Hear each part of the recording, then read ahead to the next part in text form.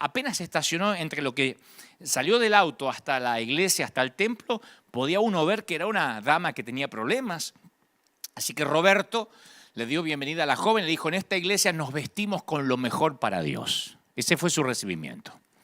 Le dijo, señora, ¿esta es su mejor ropa, señorita? No le importa lo que pueda pensar Dios, porque acá adentro está Dios, dijo. Esa ropa tienta a los varones de esta iglesia. Así, todo pasó en cámara lenta. Yo he contado esto en varias ocasiones porque forma parte de mis traumas juveniles. Yo busqué en mi mente la forma de deshacer el ataque de Roberto. Así la recibió, ni le preguntó el nombre. Le dijo, usted cómo está va a tentar a los hombres acá adentro. O sea, dejó entrever que adentro estaba Dios y que estaban los hombres a punto de tentarse con la primer chica que entrara con el jean ajustado. La mujer quedó paralizada.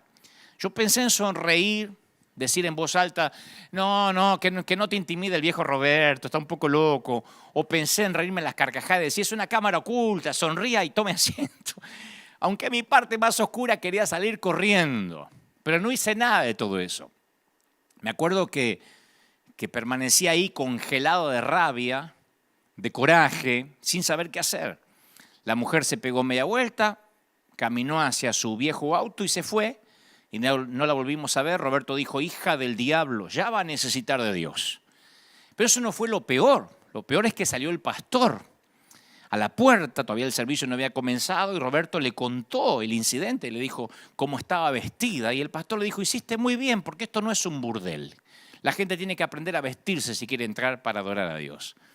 Y en ese momento algo sucedió dentro de mi corazón.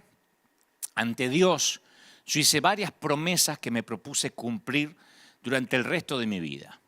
Primero me comprometí a resistirme a juzgar a alguien que no conoce al Señor. Yo me comprometí, me voy a resistir a juzgar a alguien sea como sea. Prometí jamás, segundo, expulsar a nadie de la iglesia si eso respecta a mí, ya sea que sea un portero, un ujier o en este caso el pastor, por su aspecto físico o por su vestimenta. Pero fundamentalmente le prometí a Dios no convertirme en alguien como Roberto, o lo que es peor, como el pastor de Roberto y en ese entonces el mío. Aunque suene raro, lo que sentía era algo así como el dolor y la pena de Dios. Porque era un dolor más grande de lo que cabía en mí. Le pedí a Dios que usara esta experiencia para que mi corazón siempre sintiera compasión por quienes no conocen a Cristo, por la gente rota, que le da título a este mensaje. Y eso lo saben los servidores de River.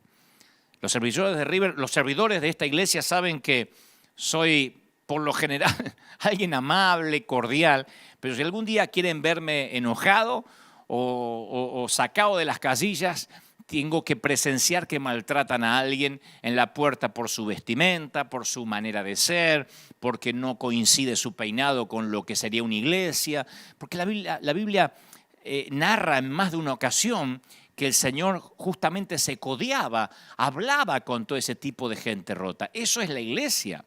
La Biblia, de hecho, narra que había dos personas muy diferentes en la misma fiesta. La historia es súper predicada en todas partes del mundo. Dos personas totalmente, diametralmente opuestas en la misma fiesta, en la misma celebración. A él quieren seguirlo, a ella la degradan. Él es el líder de la iglesia, ella es una mujer de la calle. Él se gana la vida promoviendo valores morales, ella se gana la vida rompiéndolos. Cualquier ciudadano elegiría a Simón el fariseo porque tiene clase, porque tiene teología, pero Jesús va a elegir a la mujer.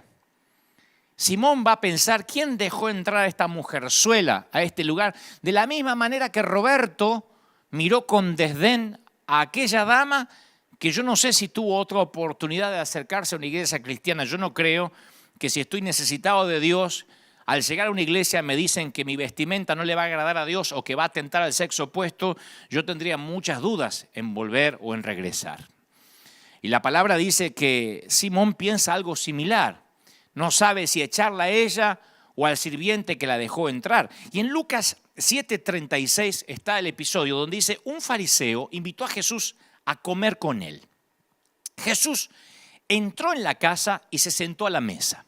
Entonces una mujer pecadora que vivía en la ciudad, al enterarse que Jesús estaba comiendo en casa del fariseo, se presentó con un frasco de perfume. Y colocándose detrás de él, se puso a llorar a sus pies y comenzó, con las lágrimas obviamente, a bañarlos con sus lágrimas. Lo secaba con sus cabellos, lo cubría de besos y los ungía con perfume. A mí me parece algo extraordinario. Al ver esto, el fariseo, que no le pareció nada extraordinario, sino algo ridículo, el fariseo que lo había invitado pensó, si este hombre fuera profeta, sabría quién es la mujer que lo toca y lo que ella es, o lo que representa, que es una pecadora. Pero Jesús le dijo, Simón, tengo algo que decirte. Sí, maestro, dice Simón. Mira, un prestamista tenía 2 deudores. Uno le debía 500 denarios, el otro le debía 50. Como no tenían con qué pagar, a ambos le perdonó la deuda. ¿Cuál de los 2 lo amará más? ¿Cuál estará más agradecido? Y Simón contestó, bueno, pienso que aquel al cual se le perdonó más. Jesús le dijo, juzgaste bien. Y volviéndose hacia la mujer, dijo a Simón, ¿ves esta mujer? Yo entré a tu casa y tú no derramaste agua sobre mis pies. No, ni siquiera me lavaste los pies, que era la costumbre en Medio Oriente. En cambio, ella los bañó con sus lágrimas y los secó con sus cabellos. Tú no me besaste. Ella, en cambio, desde que entré, no cesó de besar mis pies, no mis mejillas, mis pies. Tú no ungiste mi cabeza. Ella derramó perfume sobre mis pies. Por eso te digo que sus numerosos pecados le han sido perdonados porque ha demostrado mucho amor. Aquel que se le perdona poco, demuestra poco amor. Ella hizo todo lo que Simón no hizo. No le abrió la puerta, no le colgó el abrigo, no le estrechó la mano. Ella no tiene agua, pero se las arregla porque tiene lágrimas de tan rota que está. Tiene muchas lágrimas que alcanzan para lavar los pies. Hay que llorar mucho para lavar los pies de alguien, ¿no? Y vacía perfume también en sus pies, aún polvorientos. El amor de Simón es medido, es tacaño. El de ella es extravagante, arriesgado. Ahora, ¿cómo se explica la diferencia entre los dos? ¿Práctica? ¿Educación? ¿Dinero? Simón la ventaja en las 3. Hay solo un área en la que la mujer le hace morder el polvo a Simón. Ella llegó sedienta de gracia, sedienta de arrepentimiento, sedienta por incontables noches de hacer el amor sin encontrarlo, sedienta de culpabilidad. Y cuando Jesús le acerca la copa de la gracia, la bebe hasta que se le humedece cada pulgada del alma. Simón ni siquiera tiene sed, porque la gente como Simón no necesita gracia, la analiza. La gente como Simón no necesita misericordia, la debate, la discute y en todo caso no la comparte. Ahora, ¿por qué Jesús eligió a la prostituta? Lo dice claramente, mas aquel al que se le perdona poco, poco ama. Aquel al que se le perdona mucho, mucho ama.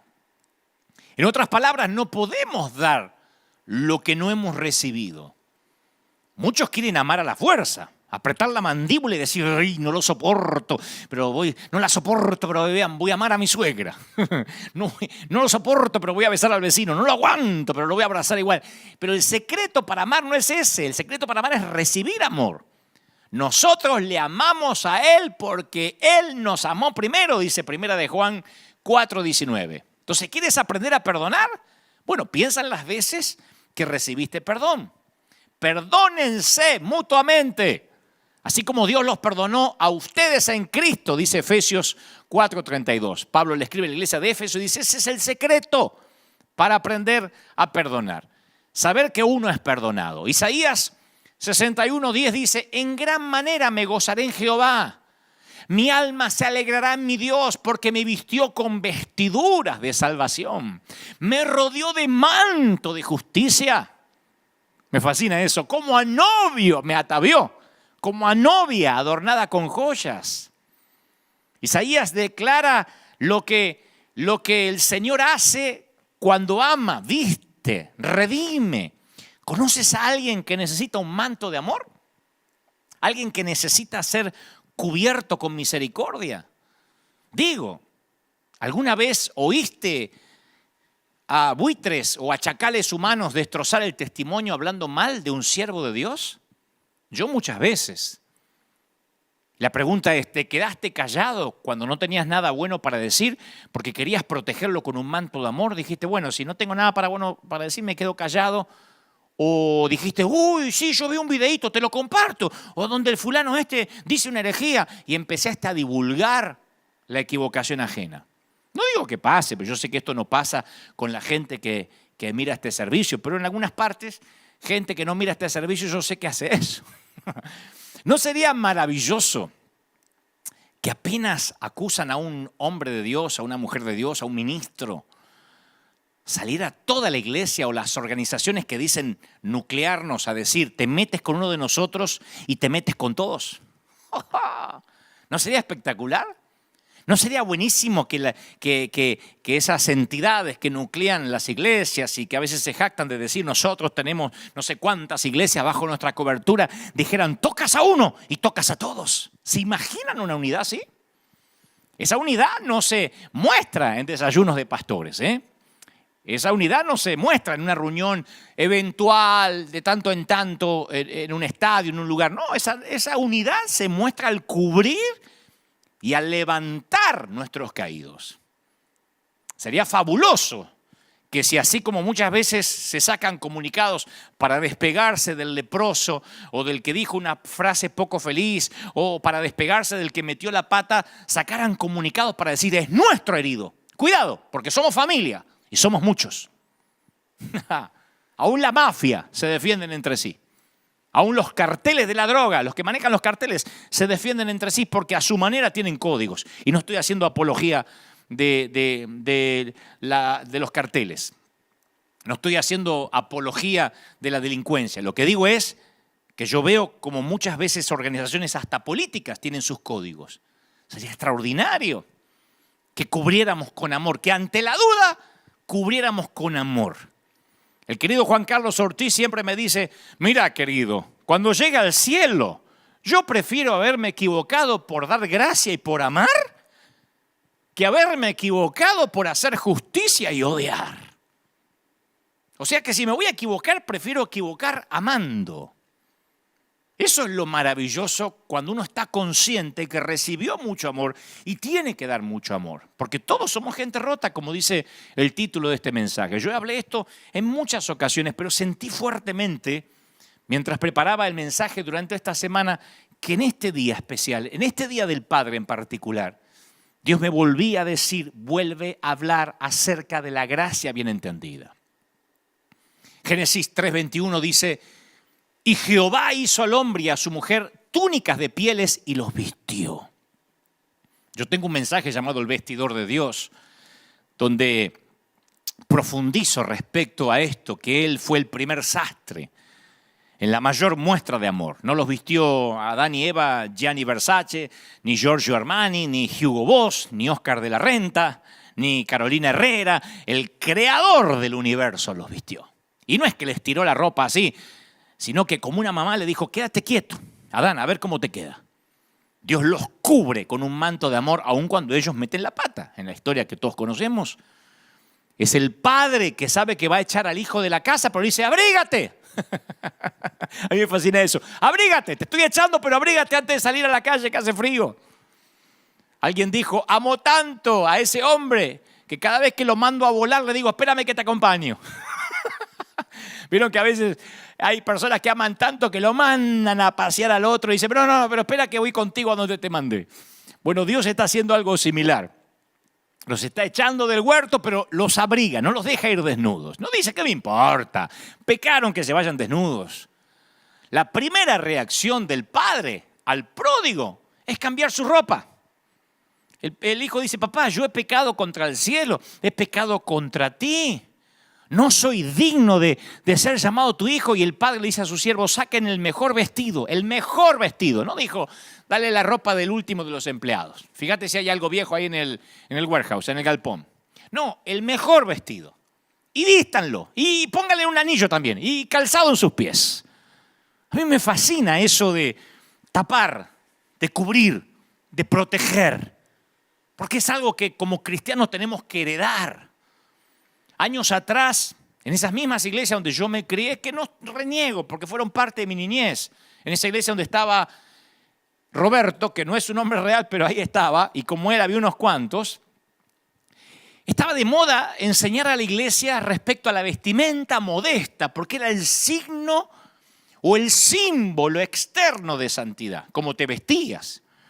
Si eras varón, cómo te cortabas el cabello. Eso era determinante. No importa que algunas mujeres tuvieran una lengua bífida y hablaran de todo el mundo y fueran chismosas. Si usaban el vestido largo y tenían un moño y un rodete gigantesco acá y no se teñían ni se depilaban, eran mujeres santas. Entonces, por años se enseñaban lo que podían y lo que no podían usar. Y nos limitamos a la apariencia externa. Y si el paciente estaba vestido decorosamente, estaba bien. No nos interesaba qué había debajo de las vendas, si había hemorragias. Como esta dama que cuando yo era chico llegó a la puerta de la iglesia y por traer un jean, que tampoco vino semidesnuda, era un jean, que para la iglesia era, como bien diría después el pastor, esto no es un burdel. Entonces la iglesia está llena de vestidos por fuera, pero heridos por dentro. Y necesitamos curar la causa del dolor. Un síntoma es un anuncio al cuerpo que algo anda mal. De hecho, hay médicos que no quieren recetar calmantes cuando tratan ciertas dolencias porque dicen, no, porque el calmante va a camuflar los síntomas que a mí me van a ayudar a diagnosticar el origen del dolor. Si le doy un calmante, se va a anestesiar y yo no voy a saber qué es lo que le está pasando. Entonces, a veces ni siquiera calmantes dan hasta no dar con el diagnóstico. Y la sana doctrina ha sido el calmante ingerido por la iglesia. Ahora, no quiero que me malinterpreten, yo no estoy en contra de la doctrina. Lo que digo es que cuando es solo un puñado de doctrinas, como tantas veces Dios nos ha hablado estos fines de semana, cuando solamente es un puñado de doctrinas, un puñado de reglas, un puñado de códigos de ética, solo calma el dolor, pero esconde la causa de la enfermedad. Y hay una clara diferencia entre doctrina y liberación. La iglesia que se empeña en esconder los problemas, disminuyendo los síntomas, no va al hueso, al dolor. La iglesia está, a veces, cuando digo la iglesia somos nosotros, en autocrítica. A veces estamos demasiado avergonzados con los síntomas como para tratar el problema en sí mismo. Tratamos de legislar moralidad a través del legalismo. Y si bien dice Isaías 64:6, todos nosotros somos suciedad, todas nuestras justicias son también como trapos de inmundicia. O sea que la doctrina, el esfuerzo que hagamos es un trapo sucio. Cualquier intento de agradar a Dios es un trapo mugriento. Ahora, no estoy diciendo, vístete como quiere, vive como quiere. Lo que te digo es, ¿de qué sirve cambiar el exterior cuando adentro estamos pútridos? ¿De qué sirve cambiarnos la ropa cuando no nos damos un buen baño y nos higienizamos como debemos? O no nos higienizamos como debemos. Lo que pasa es que la mayoría de nosotros, y me incluyo, nos sentimos cómodos con los pecados ajenos. Nos olvidamos de hombres como David, pero nos juntamos inmediatamente como buitres para liquidar a los que caen. ¿Por qué tenemos una doble moral? No importa tanto el pecado, como dije hace unos meses atrás, si no importa quién pecó. Si es un ajeno, lo liquidamos, a menos que sea nuestro hijo, nuestro padre, a menos que sea alguien cercano a nosotros. Como dije una vez, por años la iglesia se opuso al divorcio hasta que se divorcia el hijo del pastor, la hija del pastor o el propio pastor. Entonces ahí empiezan a cambiar la cosa. Bueno, no es tan así, los tiempos cambiaron. Y no estoy siendo like, ni quiero hacer de este mensaje una licencia para pecar. Lo que digo es que la iglesia decía que nadie, por ejemplo, podía pretender servir a Dios si no sabía gobernar su casa primero. hasta que los propios hijos del pastor dejaron de congregarse. Entonces muchos ministros decían, bueno, mi hijo no viene porque está muy ocupado, está estudiando. Cuando nos toca a nosotros, los que predicamos, nos damos cuenta que es fácil condenar a otro cuando nosotros no tenemos que pasarlo. Cuando le pones una cara al pecador, todo cambia. Cuando al pecador le pones una cara, deja de ser simplemente un pecador, es alguien. Hace un tiempo, yo no había contado esto en público, hace un tiempo una dama cuyo nieto se congrega en nuestra iglesia, vino a visitarnos. Ella se congrega en otra iglesia, su nieto se congrega aquí en River. Y en un momento esta dama me dice, allá en nuestra iglesia empezaron a venir los homosexuales. Yo le digo, ajá. Me dice, sí, nosotros le oramos, le damos un par de domingos para que cambien, si no tienen que irse. Le digo, ¿le dan un par de domingos? Sí, si no cambia rápido, dice, porque si los deja quedarse, se te empieza a llenar de gente como él. No hay que dejarlo que toque las cosas santas, y menos que quieran servir a Dios. Así que yo respiré profundo y le dije, mire, yo no quiero decirle esto, pero su nieto me confesó que tiene serios problemas con su orientación sexual, ahora que lo dice. Y se quedó fría la mujer. Le digo, mire, no quería decirle, pero ya que me sacó el tema, voy a seguir su consejo. Lo voy a quitar de todo lo que está haciendo en la iglesia y hoy mismo lo pongo de patitas en la calle, lo voy a echar de la congregación, voy a sacarlo con seguridad. Porque este no solo está hace un par de domingos, este está hace años en la iglesia y me dice que tiene serios problemas con su identidad sexual. No me consta que haya pecado, pero tiene que ver con lo que me está contando, así que lo voy a tener que echar. Y el rostro de la dama se transfiguró. Me dijo, ¿no es cierto? Le digo, sí, lo es. Y me dice, pero no puede usted echarlo como un perro, es mi nieto. ¿Y dónde queda el amor de Dios? Le dije, tranquila, me acabo de inventar la historia. Solo quería que supiera que todo cambia cuando al pecador le pones un rostro. Todo cambia cuando ya no es el pecador, el divorciado, el homosexual, el fornicario, cuando le pones un rostro y es tu hijo. Todo cambia cuando es tu nieto. Cuando es alguien que te atañe a ti, el Señor le ponía rostros a los pecadores. Los conocía, hablaba con ellos y por eso se compadecía.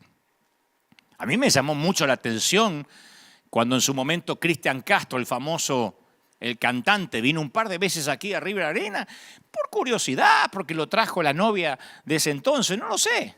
Pero no me llamó la atención él, porque él fue muy respetuoso, vino, se sentó aquí, un amor como persona, me comunicó por teléfono con su mamá, la famosa actriz Verónica Castro, hablé con su madre, es un hombre maravilloso, él como persona, en su trato, muy educado, o sea, bien podría haber venido con aires de estrella, pero él no me llamó la atención, sino los comentarios de algunos cristianos luego en las redes. Al día siguiente me decían, le dejaste tocar el lugar santo, porque yo lo invité aquí a pasar un momento. Que no sé dónde sacaron esa idea que hay lugares santos dentro de un auditorio o templo. Esto no es un tabernáculo, esto es un auditorio, es una arena. Y cualquier sitio, cualquier templo no deja de ser un lugar donde entran los pecadores y eso incluye al pastor. Si este fuera un lugar más santo que otros lugares por allá abajo, en primera instancia yo no podría estar parado aquí. Otros escribían, espero que la conversión de este muchacho sea real y que no ande dejando mal testimonio por ahí. Otro decía, fue a la iglesia, pero no lo veo cantando alabanzas a Dios. O sea, que la gente, o no voy a decir la gente, nosotros le pedimos a los demás, porque nosotros también somos gente, le pedimos a los demás lo que nosotros no hacemos. El Señor dijo, hipócritas, atan cargas pesadas y difíciles de llevar, las ponen sobre los hombros de los demás, pero ni con un dedo ustedes la quieren mover. Y lo mismo pasa con cualquiera que ha venido a la iglesia o que llega a una congregación. Lo mismo pasó con José Luis Rodríguez el Puma, que le escriben comentarios del tipo, espero que ahora se reconcilie con sus hijas si es tan hijo de Dios, opinando de la santidad ajena, instruido por un programa de chimentos en la tele. Ven el gordo y la flaca y opinan de la santidad de alguien o de la integridad de alguien. A mí siempre me llamó la atención ese tipo de comentarios. Es como que tengas un hijo y yo te diga, qué lindo nene, ¿eh? Espero que no se te muera ahogado. O que me digas, me compré una casa, pastor, espero que no se te incendie nunca con toda tu familia adentro mientras están durmiendo. O sea, Es una cosa de loco decir, espero que le dure, espero que esto sea real. Me sorprende ese comentario.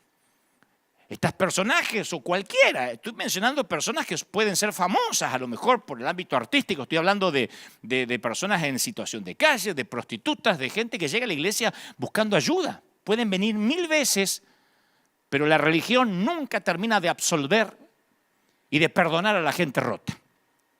Menos mal que nadie necesita el perdón de la gente, sino solo el de Dios. Porque la gente lo que hace es pedir frutos, muchos frutos al que viene. Y que predique en la tele, ¿eh? Si es famoso, que predique en la tele mañana mismo, aunque ellos quizás no le predican ni al vecino. Y hagan lo que hagan, siempre van a estar en una vidriera, en observación, a ver si esto es real. Lo hacen conmigo. Llevo por providencia de vida más de 30 y tantos años en el peregrinar cristiano sirviendo al Señor. Y sin embargo publicamos fotos a veces de ayudas o cosas que hacemos y me ponen, sí, pero no vemos que le des a países más necesitados. Yo no veo mucha necesidad ahí. O sea, no le dan a nadie, porque no es que me lo dice una fundación. No es que me lo escribe alguien que está dándole a la gente. No dan a nadie, pero necesitan sentir que agradan a Dios siendo policías de la santidad ajena. A la divorciada o a la madre soltera se las mira con sospecha. Al ex mujeriego se lo mira como mujeriego en pausa. Ya va a mostrar los hilos o la hilacha. Ni hablar si viene de un adulterio. La iglesia siempre se ha caracterizado por dejar afuera a la gente rota. Por eso no me sorprende qué rápido algunos aceptaron tomarle la temperatura, mandar a los infectados de vuelta a casa y decirle a los niños y a los ancianos que se queden en casa. La nueva normalidad no es un invento de la pandemia. Yo la viví como ayudante de Roberto hace 40 años atrás. Ya había una nueva normalidad de dejar los infectados afuera. La única diferencia, no se le tomaba la temperatura ni le ponían alcohol en gel en las manos. Pero apenas se discernía que estaba infectado, lo mandábamos de vuelta o lo hacíamos sentir incómodo. Si es que no quedaba otra que la persona entraba. Se le hacía un hueco, se le hacía sentir incómodo como diciendo no perteneces aquí, no te vistes como nosotros, no hablas como nosotros, no te peinas como nosotros, no saludas como nosotros. Y la gente rota de pronto llega al hospital y encuentra que el hospital ya no es un hospital, que el hospital es un museo. Por eso pienso que esta pandemia nos va a hacer reflexionar a muchos, nos hace pensar el propósito, la legitimidad de la iglesia. Hace muchos años, mis padres, muchos años, mucho más chiquito que 14, yo tendría unos 5 años, porque cuando cumplí 7 fue que ellos conocieron al Señor. Así que presumo que en el año 1972 o 73, mis padres tuvieron una discusión. Como yo era chiquito no entendía de qué discutieron, pero sí, mi papá guardaba un arma en el cajón de la mesa de luz y yo recuerdo muy nítido hasta hoy cómo fue, la buscó, cargó un par de balas y se dirigió al galpón, el fondo, donde él tenía su improvisada carpintería, y llorando decía, me voy a quitar la vida, y mi mamá corría detrás diciendo, no lo hagas. El cáncer de mi mamá había llegado para complicarlo todo, mi padre estaba siempre borracho, pero ahora, después de muchos años, me doy cuenta que hay ciertos temores que fueron grabados en mi alma cuando yo era chiquito. Que las viejas heridas tienen una memoria muy buena, pero unas destrezas interpretativas abismalmente pobres. Si bien es cierto que el dolor mantiene los recuerdos frescos, también oculta la verdad y evita que entiendas lo que ocurrió en realidad. Los niños a veces parecen ver y escuchar todo, pero con frecuencia interpretan incorrectamente la información. Y yo interpreté incorrectamente lo que pasaba. Era algo sórdido. Realmente mi papá intentó quitarse la vida y no sé qué pasó allí en el galpón, en el fondo, porque mi mamá le quitó el arma y no ocurrió. Pero yo llegué a conclusiones equivocadas. Como muchos que ahora me están viendo en cualquier parte del mundo y que, por ejemplo, dice, es que el matrimonio de mis padres llegó a su fin porque yo tuve algo que ver ahí. Inevitablemente personalizamos lo que ocurrió. ¿Se habría quedado papá en casa si yo hubiese ordenado mi cuarto? Hay niños que piensan eso. ¿Será que mamá nos abandonó porque yo no la ayudaba a juntar los platos de la mesa? ¿Qué hubiera podido hacer? ¿Qué hice? Tiene que haber sido mi culpa. Y eso es lo que yo pensé cuando tenía 4 o 5 años. Porque mi padre, cuando iba para el fondo a quitarse la vida o a intentar quitarse la vida, me miró con odio y me dijo, es tu culpa, porque él estaba muy dolido por la enfermedad de mi madre. Cuando ella se embarazó, apareció el cáncer. Entonces tuvo que decidir si darme a luz o tratar de producir un aborto para preservar su cuerpo, y ella decidió que me tendría igual. De alguna forma yo no sabía todavía esa historia, pero sí mi padre me vio con odio o con resentimiento en ese momento. Estaba completamente borracho, no conocía al Señor. Yo amaba a mi padre y en mi mente de chiquito él no podía estar equivocado. Si él me miraba con odio es porque algo terrible había en mí. Y yo decidí que nunca más iba a permitir que alguien se acercara a mí lo suficiente como para ver lo que mi papá había visto en mí. No sé qué vio malo, pero yo dije, nadie se va a acercar mucho a mí. Nadie se dará cuenta que algo está mal conmigo. Esa mortal estrategia también afectó mi relación con Dios. Porque yo decidí ser el perfecto hombre cristiano para que así Dios nunca viera en mí nada que hiciera que dejara de amarme. Yo no hubiese podido soportar una mirada de Dios como la mirada de mi papá en aquel entonces, que insisto, estaba borracho, yo era un chiquitito, interpreté mal, después él se entregó al Señor, todo cambió. Pero esos momentos, esas situaciones marcan. Y esos momentos se transforman en una senda que muchos siguen recorriendo hoy en día. Yo escucho a mucha gente que lucha con una imagen distorsionada de sí mismos, usualmente por sucesos que ocurrieron en el pasado. No, es que mi mamá me dijo que yo era tóxica y ella tenía razón, porque yo daño todo lo que toco. Soy una mujer dañada. Y a quien toco, yo me relaciono de manera enferma con esa persona, de manera obsesiva, y tengo relaciones disfuncionales y todo lo que toco lo arruino. Por eso es que me intento alejar, dicen algunas damas, arrastrando quién sabe qué del pasado. Otras dicen, mi esposo es un abusador, pero bueno, yo me lo merezco, yo me merezco ese tipo de hombre. O mi esposa me maltrata, pero yo me merezco ese tipo de mujeres. Otras mujeres dicen, cuando me miro en el espejo, todo lo que veo es una mujer gorda, llena de estrías, de arrugas, que no merece que la quieran. Me voy a quedar soltera para siempre. ¿A quién le va a gustar compartir la vida conmigo? No puedo tener hijos, dicen otros. Creo que Dios me está castigando por cosas que hice en el pasado. Y el tema siempre es el mismo. ¿Qué hay de malo conmigo? Las viejas heridas realmente tienen buena memoria. Y a mí me rompe el corazón darme cuenta que aunque Cristo murió para darnos libertad, algunos seguidores de Cristo parecen ser cautivos de esa falsedad, de esa mentira. Y van rotos por la vida. Y entonces un día corren a la iglesia pensando en que tal vez encuentren la sanidad en una congregación, en un lugar donde se predica a Cristo, y se encuentran con que le hacen notar que está roto. Y que por estar roto no va a ser amado y no va a ser aceptado y que tendrá que cambiar primero y arreglarse por su cuenta antes de entrar a este museo de santos. Qué diferente es como el Señor veía a los pecadores. Génesis capítulo 3, versículo 8 narra que con el viento de la tarde el hombre y su esposa oyeron que Dios iba y venía por el jardín, así que corrieron a esconderse entre los árboles. Ellos ya habían pecado, habían comido del árbol que no tenían que comer. Nunca habían escuchado la palabra esconderse. Esa palabra no formaba parte de su vocabulario. En ese momento se percataron de su desnudez, se sintieron profundamente avergonzados. Y ahí descubrieron una nueva emoción. La vergüenza nunca le había afectado hasta ahora. La diferencia entre la culpa y la vergüenza es clara. Nos sentimos culpables por lo que hacemos, pero nos sentimos avergonzados por lo que somos. Quiero que lo pienses de esta manera. Si hiciste algo malo, bueno, tratas de arreglarlo. ¿Qué sé yo? Pides perdón, tratas de restituir.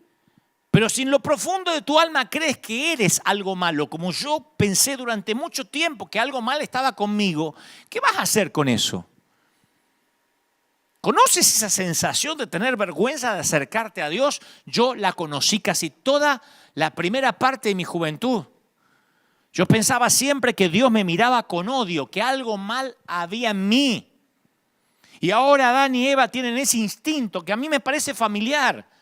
Porque ellos no corrieron hacia Dios o se tiraron a sus pies y le explicaron lo que había ocurrido. En lugar de eso se escondieron. Y ese es el triste y horrible legado edénico del quebranto. Esa fue precisamente la intención de la serpiente.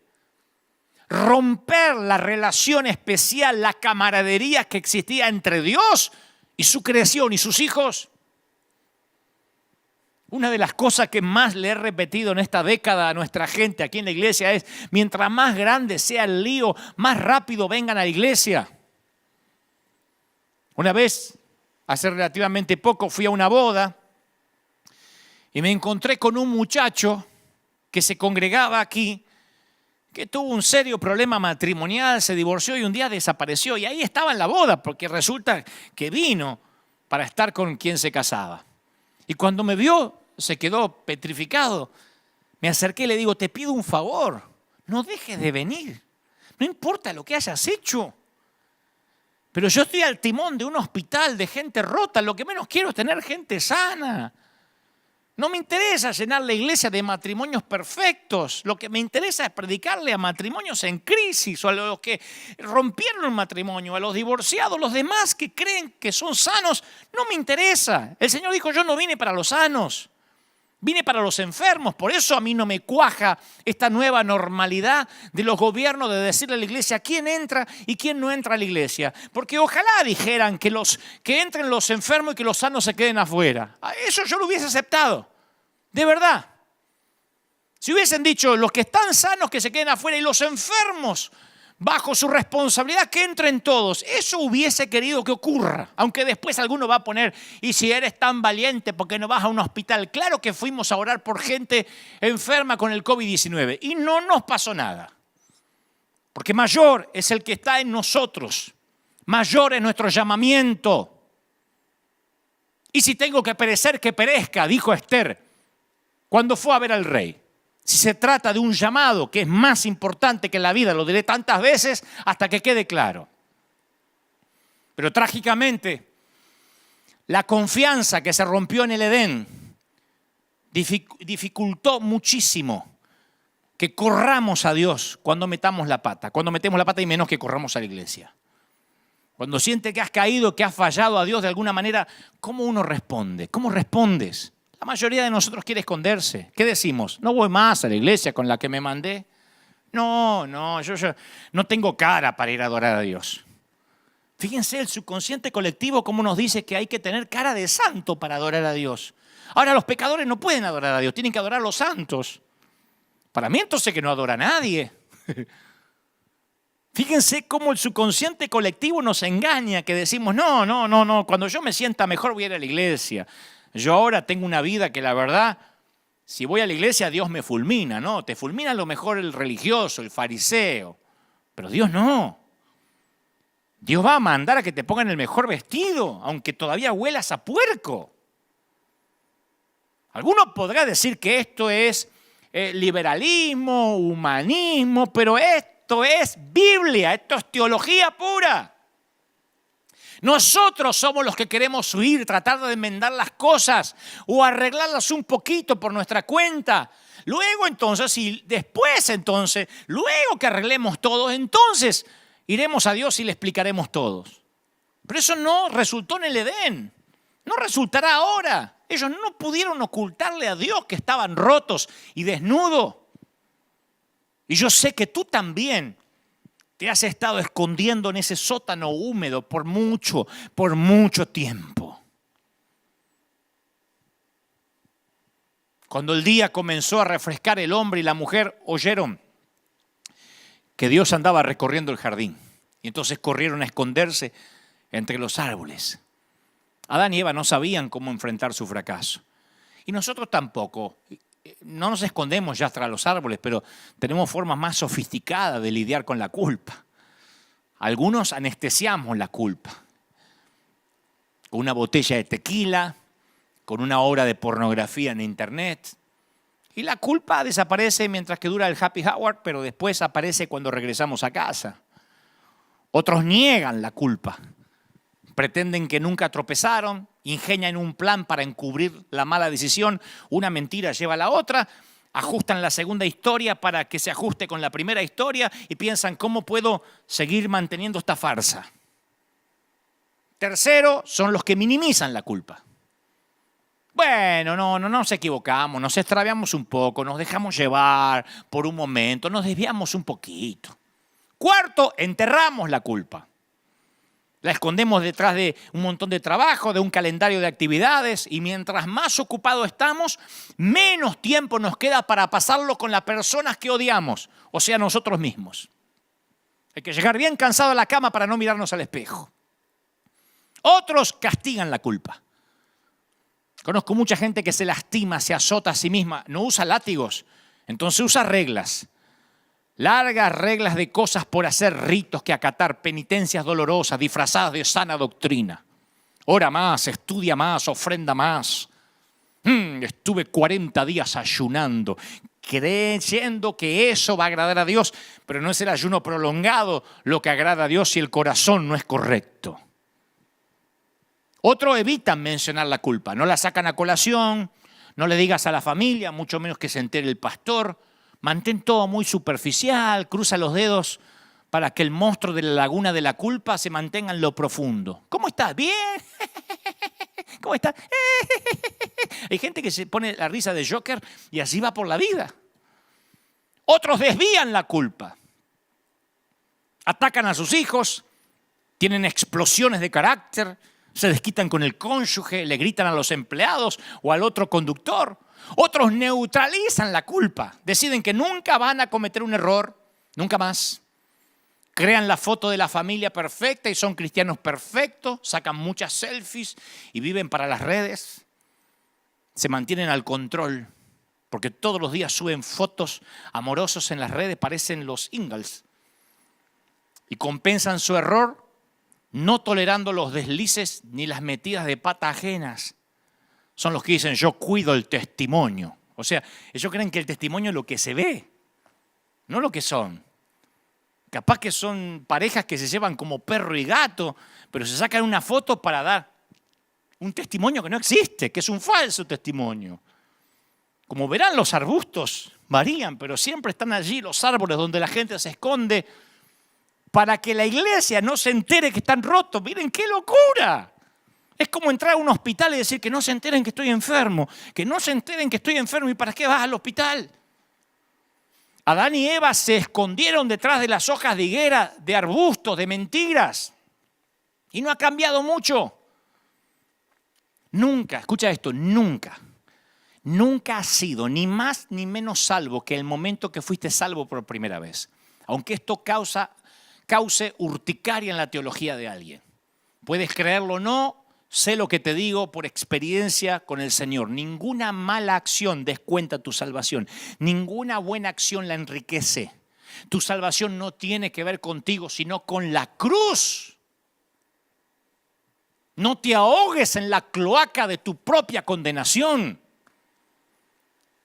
Amamos nuestros escondites para que no sepan cómo somos. Algunos se esconden en la comida, porque es lo único que pueden tener algún tipo de control. Otros se esconden en las cosas. Un par de zapatos más, un bolso más, un vestido de diseño más. Y me voy a sentir mejor. Pero nunca nos sentimos satisfechos. Siempre vamos a necesitar una cosa más. Otros se esconden en las relaciones. Tal vez eres de esas personas que pasan de una relación a otra y siempre encuentras defectos en la otra persona. Dicen, no puedo encontrar al hombre o la mujer ideal. Porque no te hacen sentir de la manera que quieres sentirte. Como no te hacen sentir como quisieras sentirte, el problema está contigo, donde quiera que vaya, no en el otro. Otros se esconden en el ministerio y en el servir a Dios. Ese fue el escondite que yo escogí por años. Porque después de la mirada de mi papá y después de estar en una iglesia donde había personas como Roberto, que decían, hija del diablo, mientras que la mujer se fue porque tenía jeans, y donde su pastor la felicitó. La felicitó porque le dijo, bien que no la dejaste entrar porque esto no es un burdel. Cuando te crías en una iglesia así, cuando creces, te escondes tras el arbusto de servir a Dios. Y por años, aun cuando yo inicié, aun cuando empecé a predicar por providencia divina en estadios, yo estaba ahí para todo el mundo, pero nadie podía ver mi yo real. Yo no era como ahora, yo no predicaba lo que ahora. Si algunos dicen cambiaste, sí, yo no era auténtico. Yo sentía que si te ayudaba, si oraba por ti y compartía el amor de Dios contigo, entonces me iba a sentir bien. Y nunca te iba a permitir que te acerques demasiado en caso de que pudieras ver lo que en realidad mi padre había visto cuando yo tenía 5 años o 4 años. Hay un montón de gente que se esconde tras el ministerio y reemplaza el amar a Dios por el servir a Dios. Tal vez hayas escogido un lugar diferente, un sótano diferente. Quizás tus escondites son tan oscuros y tenebrosos que ni siquiera puedes identificarlos, pero sientes a través del Espíritu Santo que te estás escondiendo ahora mismo. Poco después que Adán pecó, Dios lo llamó y le preguntó, ¿dónde estás tú? Génesis 3:9. ¿Dónde estás tú? ¿Dónde estás? ¿Dónde te metiste? Y la Biblia no nos da la inflexión en la voz del Señor cuando llamó a Adán. Yo no creo que sonó algo como, ¿dónde demonios te metiste? No, yo pienso que sonó hasta triste. ¿Dónde estás, Adán? ¿Perdiste algún día un nene, aunque sea por unos pocos minutos en el shopping, en el mall, en una tienda? Yo estoy seguro que si preguntas dónde está tu hijo, hay angustia en tu voz. ¿Dónde estás? Yo creo que la pregunta de Dios estaba impregnada de gracia. El Señor no le preguntó, ¿por qué te estás escondiendo? En lugar de eso le preguntó, ¿dónde estás tú? ¿Puedes notar la diferencia? Si Dios hubiese preguntado, ¿por qué? ¿Por qué comiste? Habría empujado a Adán y Eva mucho más adentro del huerto y la vergüenza que ya sentían. Así que le preguntó, ¿dónde estás? Él tiende a que salgamos del escondite. ¿Cómo estés? ¿Cómo huelas? Ese es el corazón de Dios para cada uno de nosotros hoy en día. Y a mí me parece muy revelador que Adán contestó a la pregunta que Dios no le hizo. Él contestó como si Dios le hubiese preguntado por qué se había escondido. Le dijo, ¿dónde estás? Y él respondió, oí tu voz en el huerto y tuve miedo porque estaba desnudo y me escondí. No le está diciendo dónde está, le está dando las razones por las cuales se escondió. La vergüenza y el quebranto puede tener una voz más convincente que la de Dios mismo. Yo sé que esto es cierto en mi propia vida. Muchas veces, con mucha frecuencia, Dios me pregunta, ¿dónde, Dante? ¿Dónde? Y yo le respondo, ¿por qué? Tenemos que entrenar nuestros corazones para que escuchen el amor de Dios por encima de la vergüenza. Hay un montón de gente viéndome en sus hogares ahora, en distintas partes del mundo, que tienen que oír a Dios diciendo, te amo, así como estás. Luego vas a cambiar y por amor, no por doctrina. Adán y Eva no pudieron disimular su vano intento de esconderse. El quebranto era evidente en su rostro. Yo he estado en un montón de congresos, esos apostólicos, proféticos, pero yo fui a muchos a predicar durante muchos años. Acuérdense que por providencia divina yo empecé a predicar a los 19 años. Así que llevo años en los negocios del reino, en los benditos negocios del reino. Así que yo he conocido a muchos predicadores, algunos que parecía que aparentaban todo el tiempo. Conocí muchos de esos oradores que todo el tiempo hablan en pose, o sea, termina el servicio, nos vamos todos a almorzar y dice, aleluya, gloria al Señor, ¿qué hay para comer? Taco, gloria, aleluya. O sea, nunca le dejan de bajar mail del cielo mientras están comiendo carne. Yo digo, ¿cómo hace? Yo los vi, algunos no, algunos se relajaban, pero otros, aleluya, hasta la forma de caminar. Yo digo, ¿cómo irán a orinar si también mientras que orinan seguirán recibiendo revelaciones?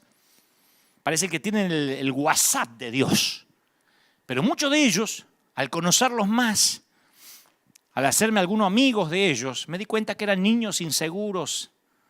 Niños inseguros en cuerpos de adulto escondidos tras un traje caro de diseño de apóstol.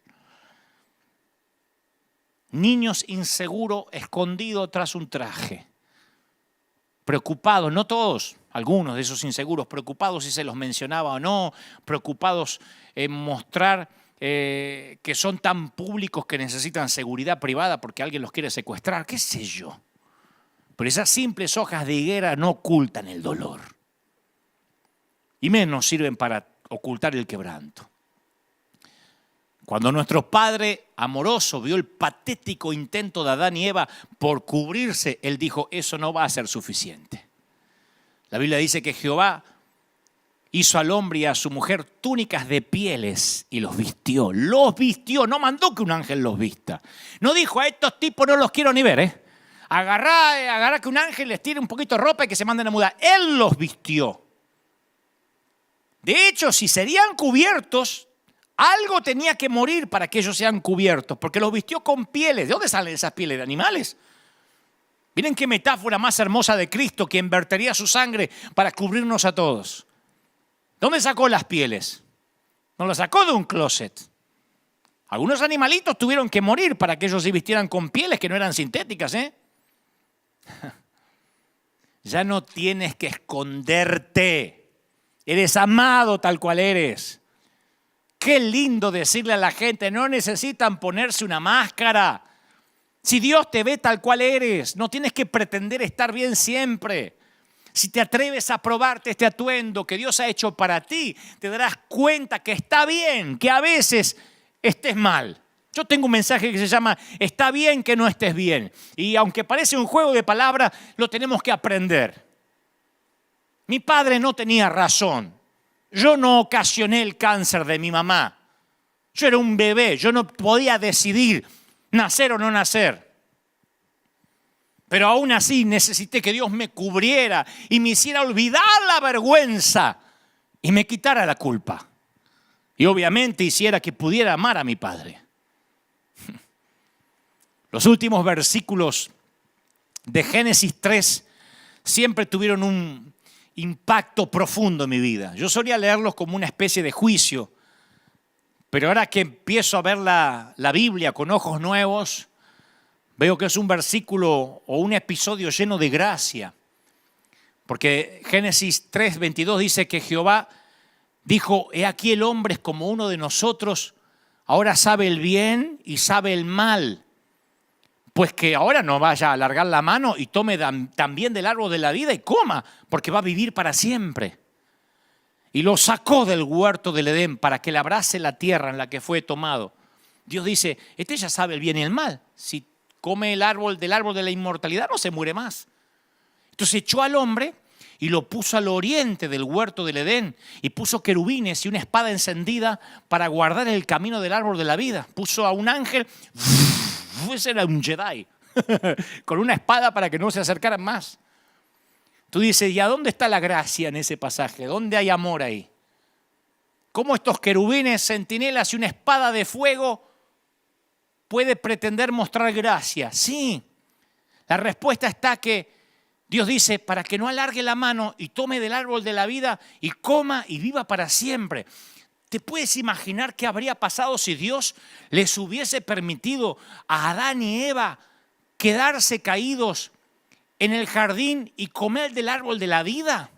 Habrían vivido para siempre rotos, eternamente miserables. Hubiesen vivido para siempre arruinados por la culpa, para siempre temerosos, para siempre vacíos, muy vacíos. Su vida eterna se hubiese convertido en un infierno eterno. Dios los amó tanto que no quería que vivieran eternamente llenos de pena, de vergüenza, de amargura, de remordimiento, porque a medida que pasaron los siglos y los milenios, se hubiesen seguido escondiendo de Dios. ¿Alguien sabe lo que estoy diciendo? ¿Alguien sabe a lo que estoy concluyendo? ¿Que la muerte física puede ser un regalo de gracia? Sí. por eso no hay que tener miedo ni a la pandemia, ni a la enfermedad, porque hasta la muerte es un regalo de gracia. Si no mueres, ¿cómo vas a nacer otra vez? La gracia también es eso. A Dios le gusta todo tipo de gracia. Él no se conforma con una talla única de gracia. ¿Recuerda cuando Pedro dijo la multiforme gracia de Dios en 1 de Pedro 4:10? Otros traducen la frase, la gracia de Dios en todas sus maneras. El apóstol Juan dijo que Jesús vino a nosotros del Padre lleno de gracia y de verdad. Él no quiso decir que a veces Jesús tenía mucha gracia y poca verdad, y en otras ocasiones tenía toneladas de verdad y poca gracia. No, gracia y verdad equitativamente, por igual. ¡Aleluya! Alguien tiene que decir amén. Una vez escuché la frase que en el servicio del amor solo los soldados heridos pueden servir, la gente rota puede servir. ¡Qué declaración poderosa! Pregunto, ¿qué tal si nuestras heridas más profundas son justo lo que Dios necesita para que su gracia fluya a los demás?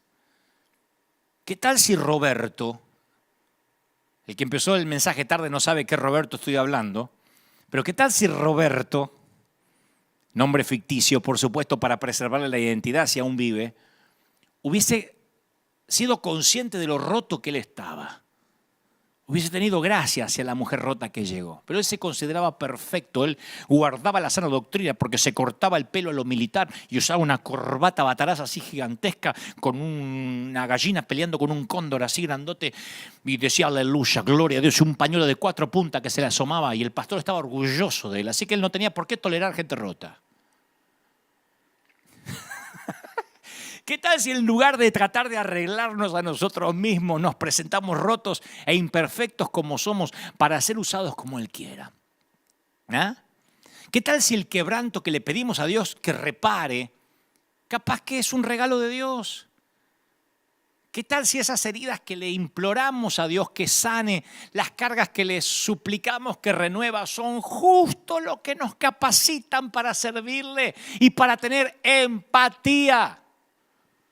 ¿No será que Dios quiere prestarle más atención a la mujer que derrama perfume que al mismo Simón? Yo sé que hay gente que dice, es que estoy demasiado roto para servir. ¿Cómo quiere que sirva? Hay una antigua fábula china que cuenta que una mujer tenía solo un hijo, un niñito. Y cuando su hijo murió a temprana edad, le agarró una tristeza profunda. Una tristeza se apoderó de ella que amenazaba con destruirla. Entonces un día visitó un hombre sabio en busca de ayuda. Y el hombre dijo, sí, yo puedo ayudarte, mujer. Tengo una poción mágica que tiene el poder de aliviar tu tristeza. ¿Una poción mágica? Sí, te va a hacer olvidar la tristeza por la muerte de tu pequeño. Pero para hacer esa poción tienes que ir casa por casa en la aldea y conseguir un grano de arroz de una familia que nunca haya sentido el aguijón de la tristeza profunda. Si la familia a la que vas a visitar alguna vez las tragedias los golpeó, las tristezas llegó a sus hogares, no sirve el arroz que consigas. Tiene que ser un grano de arroz de una familia que nunca haya sufrido. Y esa comenzó desesperadamente a visitar una familia tras otra y descubrió que a aquella familia no se le había muerto un chiquito, pero sí el padre. Que aquella otra no se le había muerto el padre, pero estaban luchando contra un cáncer. Que aquellos no tenían para comer. En toda la aldea no encontró ni una sola familia que evitó la tristeza. Así que no pudo obtener su grano de arroz mágico. Pero a medida que sus amigos, que sus vecinos le hablaban de corazón sobre sus angustias, sobre sus tragedias, sobre sus pérdidas, ella escuchaba. Y de algún modo ella empezó a ayudarles, a ministrarles. Y a medida que ayudaba y ministraba a otros a lidiar con la tristeza, su estado de ánimo comenzó a elevarse.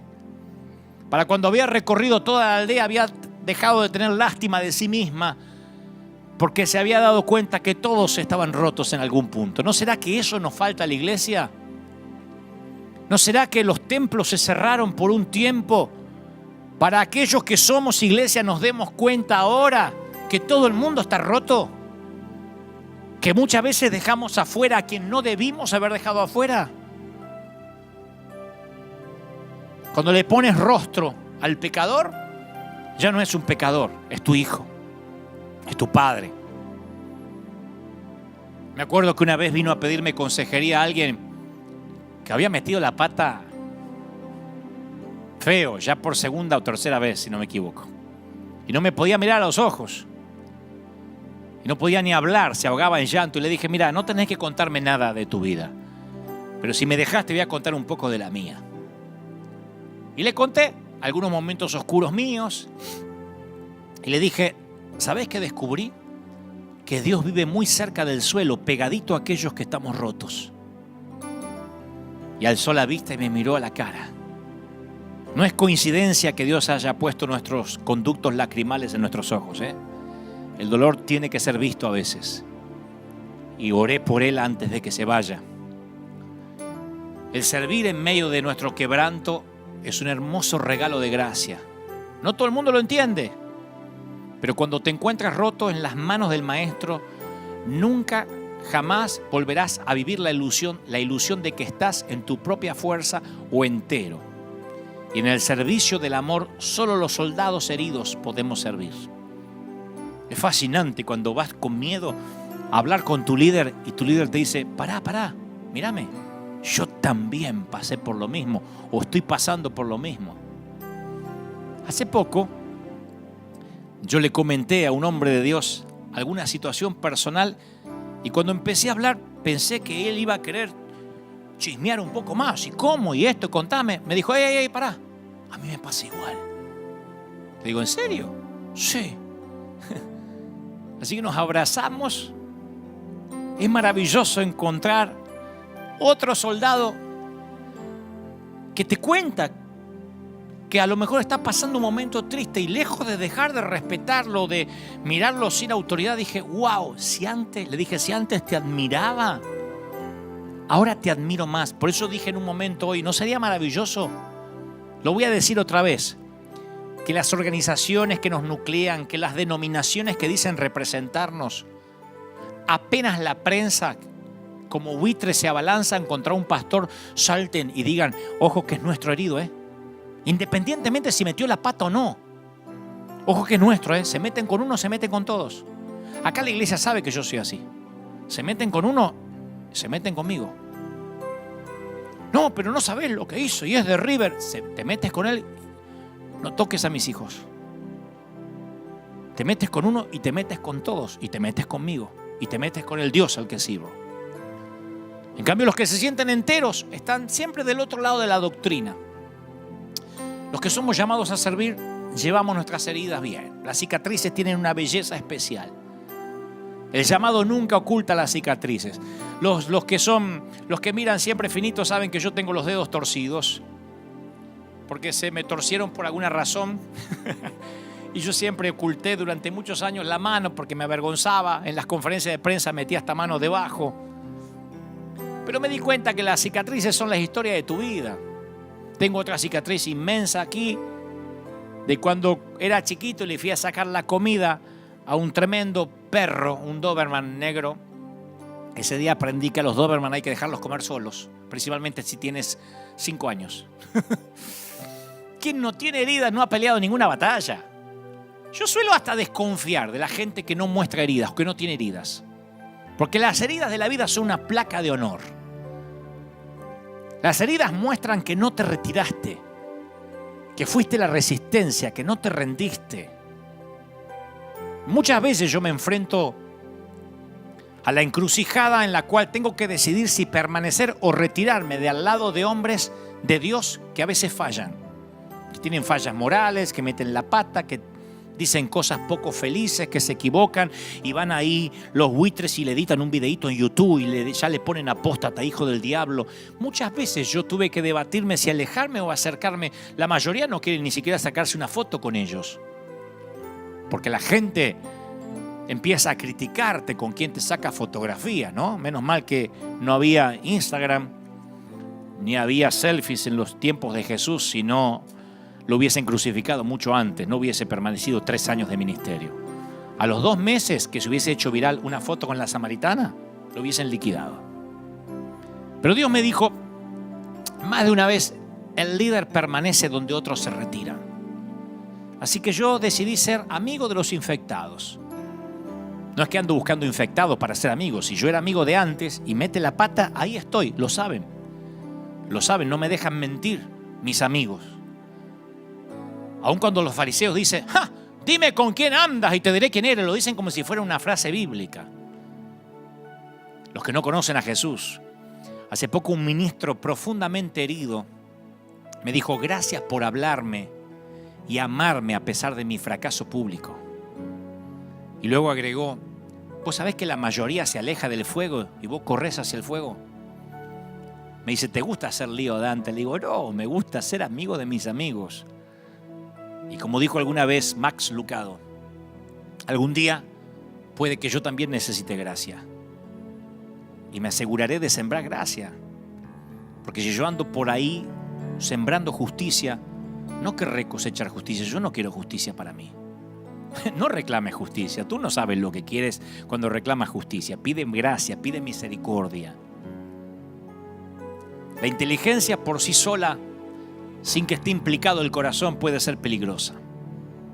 El razonamiento, la doctrina sola corre el riesgo de convertirse en gente sin corazón, los que defienden solo doctrina, en corazones de piedra. Sin el corazón no somos capaces de amar como Jesús. O sea que sin el corazón no entendemos la gracia. Sin el corazón amar se convierte en una obligación. Amar desde el punto de vista de la razón, es frustrante.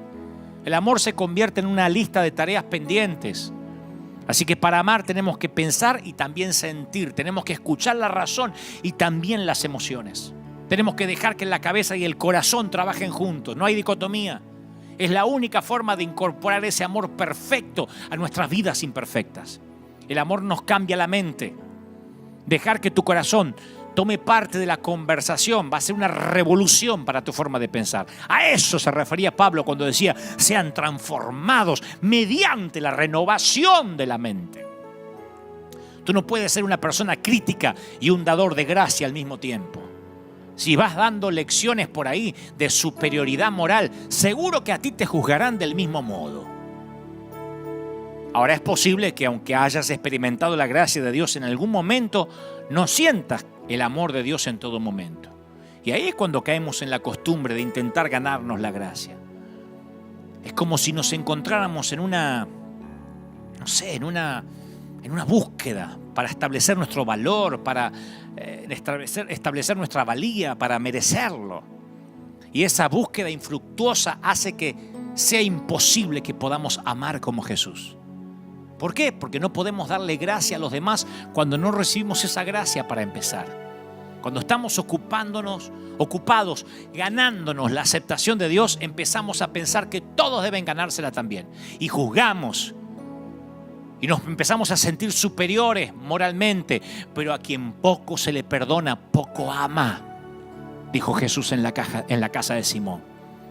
Simón, ¿sabés por qué vos amás poco? Porque sentís que poco se te ama. Porque sentís que poco se te perdonó.